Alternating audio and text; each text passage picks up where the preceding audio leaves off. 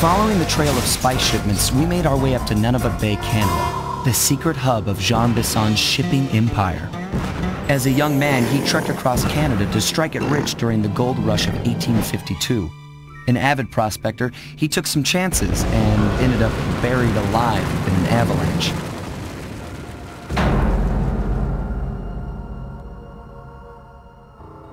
Miraculously, the quick freeze kept him alive, and 120 years later, thanks to global warming, he thawed out. A product of his time, he dreams of taming the wild north, damming every river and chopping down all the trees, with progress delivered at the sharp end of an axe. Shipping spice for the Claw Gang proved a lucrative way to bankroll his one-man war against nature. And yet, I have to feel a little sorry for him. He's just a normal guy from the 1850s. Back in his day, he'd be a hero, but today, he's a villain. Either way, that man's got more than his fair share of the clockwork parts. What a low-tech guy like Jean Bisson is doing with robot parts is a mystery. I almost don't want to know. But as always, it's only a matter of time before I find out.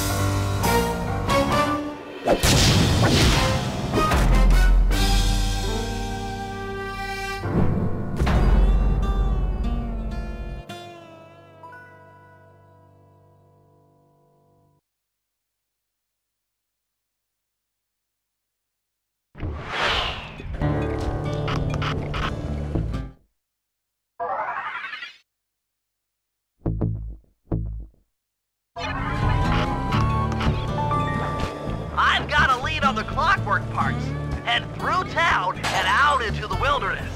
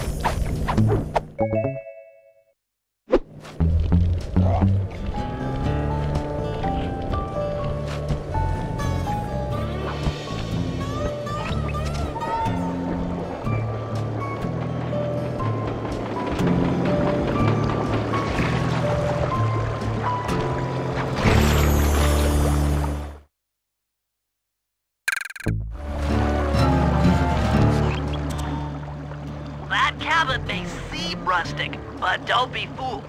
It's the control center for Jean Bison's trade empire. Sneak inside and raid his files. You're sure to find out where he keeps his clockwork parts. Ransacking his files doesn't sound hard.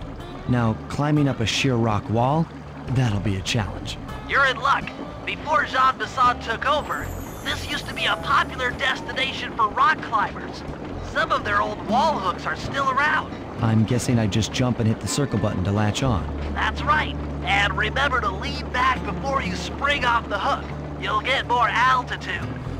Thanks for the tip. I'll give it a try.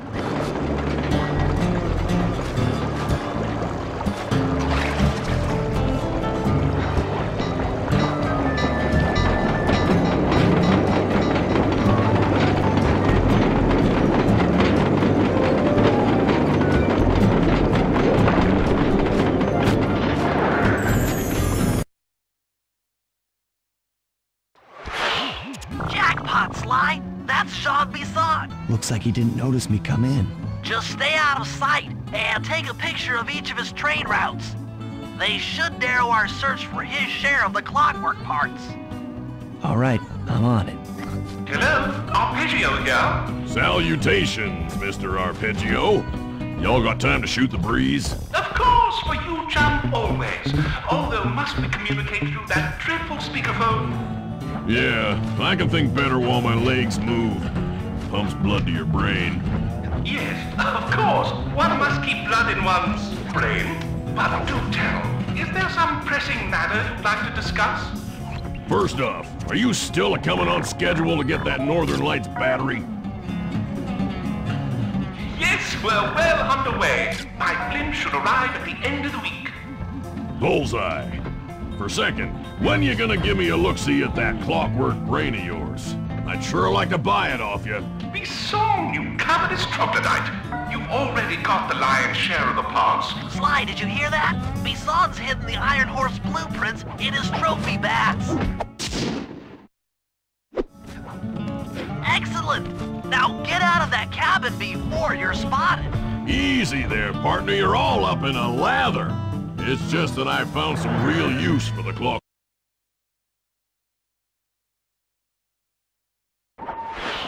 After analyzing Bison's decorating techniques, I think we'll find the other trophy bass above the mantle in the 2 remaining cabins.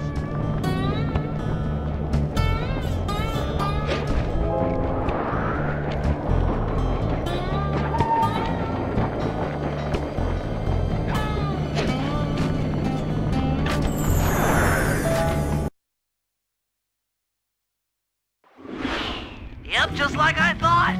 Get to the fish above the mantle and steal those blueprints.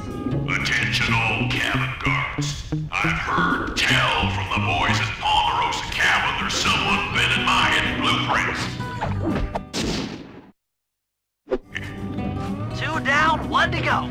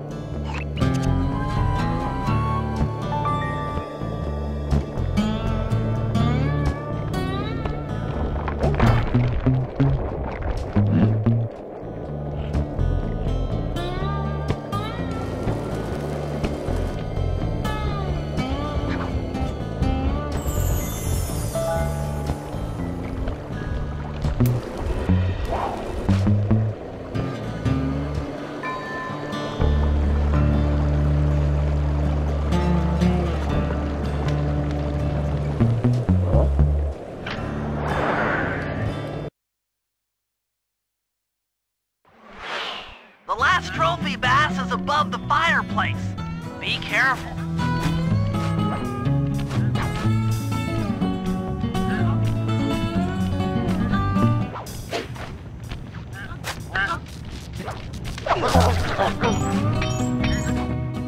Jean Bison's in for another rude awakening the next time he checks in this vault.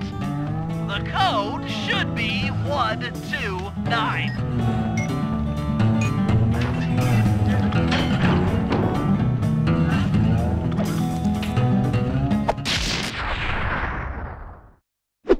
You've gotten the music box move!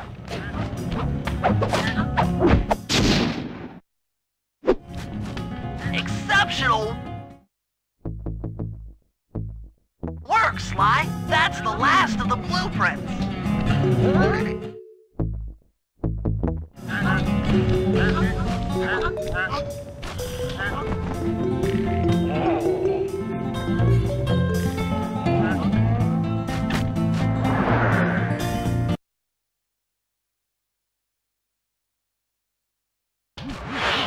Armed with all 3 blueprints, we should be able to isolate and track the Iron Horse trains through that satellite dish. Top of the mountain, huh? Shouldn't take long.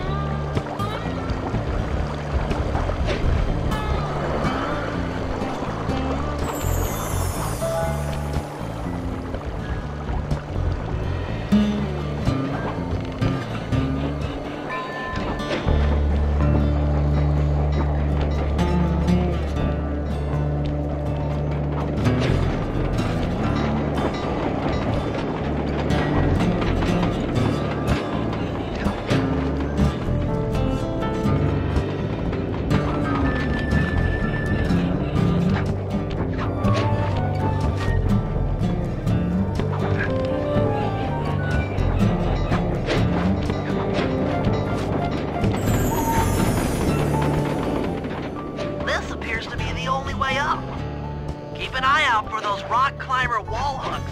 They might be useful.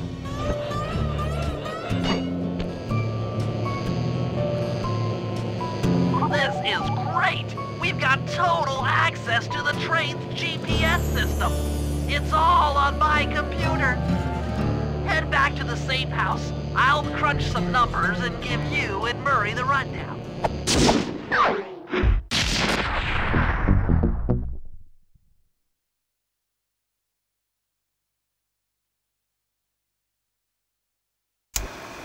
Thanks to Sly's efforts, we now know the location of all 3 of the local clockwork parts. 2 lugs and a stomach. John Bisson has grafted each piece to the engine in one of his Iron Horse trains. This improvement allows the trains to run all night and all day. We won't have the luxury of sneaking in while they're stopped. While they're in motion, the only way aboard is through a hatch on the caboose roof, which unfortunately has been locked down. These need to go. First, collect the spice gas from the balloons above town, and then land on the back of the caboose to blow off the locks. Once the way is cleared, I'll suit up and jump into Iron Horse number 1 while it passes near town. With some luck, we'll have the first clockwork lug in a few hours.